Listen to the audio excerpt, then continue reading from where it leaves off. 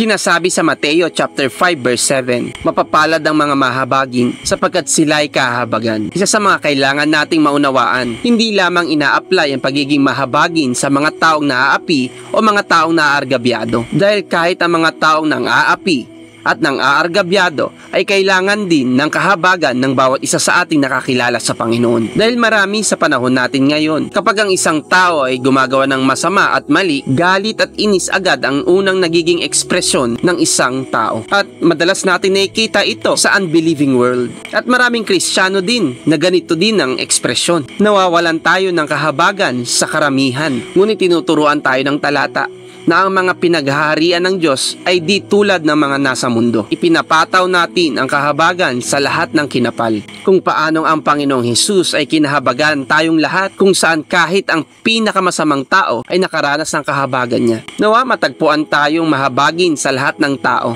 sapagkat ang mundo ay naghahanap lamang ng gagayahin. Huwag tayong tumulad sa karamihan na puno ng galit at inis sa mga taong nakagawa ng kasalanan at mali, kundi gayahin natin ang Panginoong Hesus. Ipataw natin ang kahabagan sa mga katulad ng ganito, mga taong makasalanan at nakagawa ng mali, katulad ng